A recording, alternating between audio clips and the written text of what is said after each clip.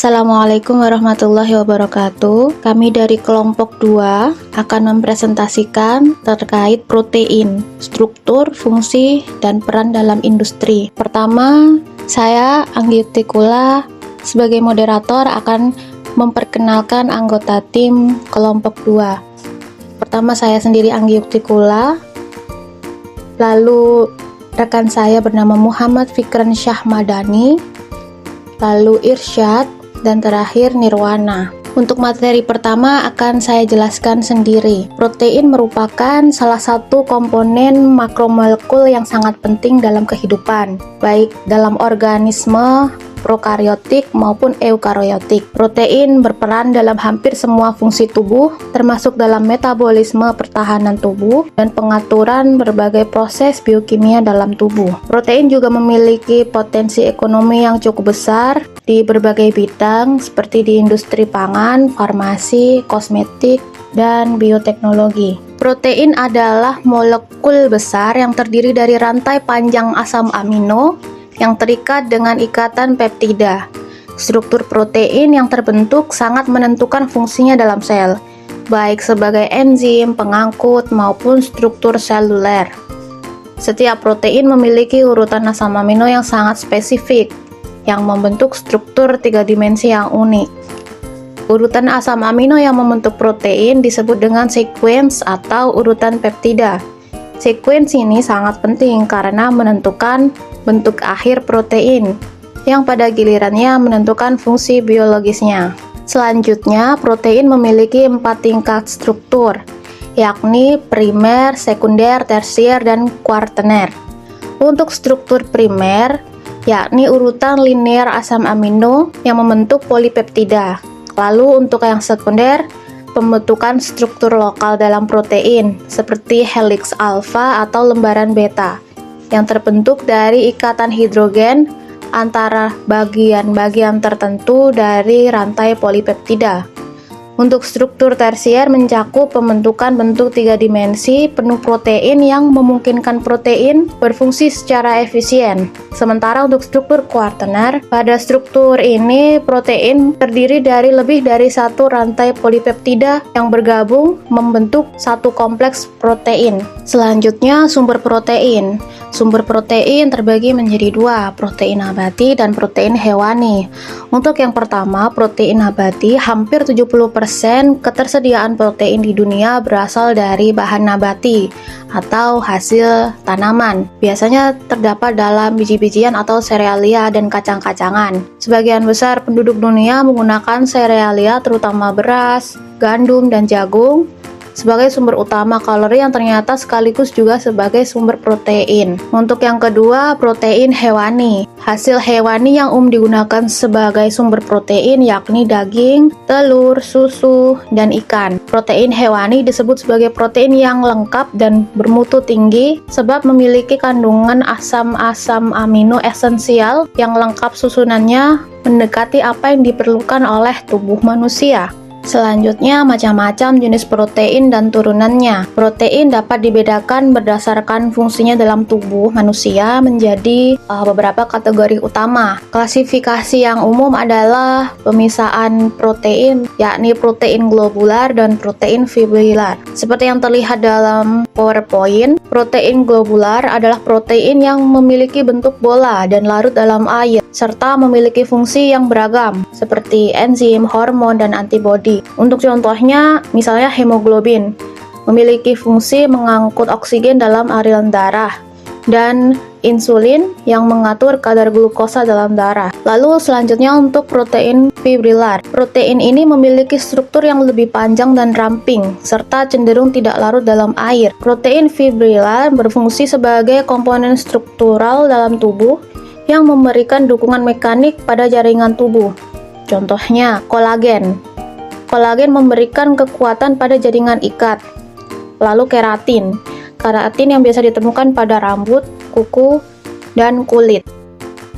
Baik, saya akan melanjutkan presentasinya, yaitu fungsi protein. Protein ini dapat dibedakan berdasarkan fungsi spesifik mereka dalam tubuh. Beberapa kategori protein berdasarkan fungsi antara lain. Yang pertama adalah enzim. Enzim ini protein yang bertugas untuk mempercepat reaksi biokimia dalam tubuh.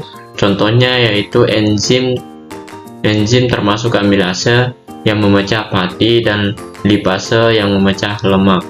Yang kedua ada protein struktural, yaitu membantu memberikan bentuk dan kekuatan pada sel dan jaringan tubuh seperti kolagen dan elastin. Yang ketiga yaitu protein pengangkut, yaitu mengangkut molekul atau ion melalui membran sel atau dalam darah. Sebagai contoh, hemoglobin mengangkut oksigen dan albumin mengangkut asam lemak dalam darah. Yang keempat yaitu adalah protein regulator, yaitu mengatur aktivitas biologis lainnya, seperti insulin yang mengatur kadar gula darah dan hormon pertumbuhan yang merangsang pembelahan sel. Selanjutnya yaitu protein dalam industri. Di dunia industri, protein dapat diperoleh melalui dua cara utama, yaitu yang pertama adalah ekstraksi dan yang kedua adalah produksi rekombinan. Ekstraksi protein dari bahan alami seperti tanaman atau hewan telah dilakukan selama bertahun-tahun lamanya. Sebagai contoh yaitu protein kedelai diekstraksi untuk digunakan dalam produk-produk pangan berbasis nabati.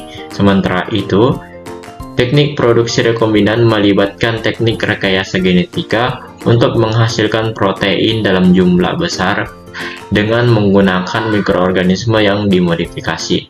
Proses rekayasa genetika itu dimulai dengan memasukkan gen pengkodean protein yang diinginkan ke dalam mikroorganisme seperti E. coli.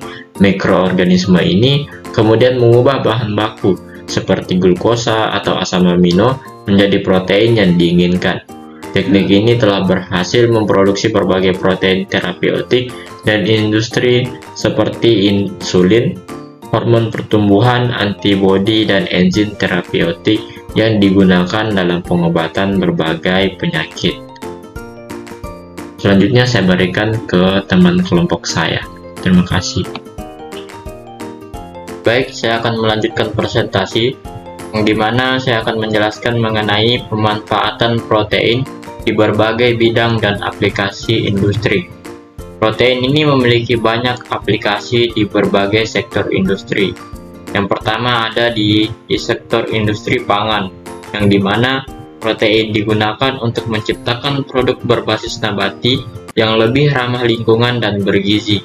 Sebagai contohnya yaitu isolat protein kedelai digunakan untuk membuat burger nabati yang menawarkan alternatif daging bagi konsumen yang peduli dengan lingkungan dan kesehatan.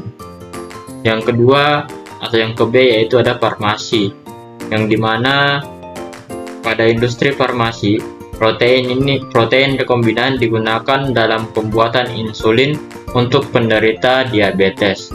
Yang C ada industri kosmetik, protein digunakan untuk pembuatan produk perawatan rambut dan kulit. Keratin yang ditemukan dalam rambut digunakan dalam produk perawatan rambut untuk memperbaiki dan memperkuat struktur rambut. Begitu pula dengan industri bioteknologi. Protein digunakan untuk mengembangkan produk-produk seperti enzim yang digunakan dalam proses industri dan juga dalam produksi biofuel. Selanjutnya yaitu kesimpulan, yang dimana protein ini memiliki peran penting dalam tubuh manusia dan dalam aplikasi industri. Dengan perkembangan teknologi, produksi protein kini tidak hanya terbatas pada sumber alami, tetapi juga dapat diproduksi dalam jumlah besar menggunakan rekayasa genetika dan fermentasi mikroba. Dalam bidang medis, protein rekombinan telah merevolusi pengobatan berbagai penyakit. Sementara dalam industri pangan dan kosmetik, protein berperan dalam menciptakan produk yang lebih sehat dan ramah lingkungan.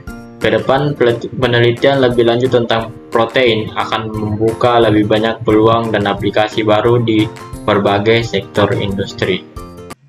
Demikian presentasi dari kelompok 2 terkait protein, struktur, fungsi, dan peran dalam industri. Terima kasih atas perhatiannya. Wassalamualaikum warahmatullahi wabarakatuh.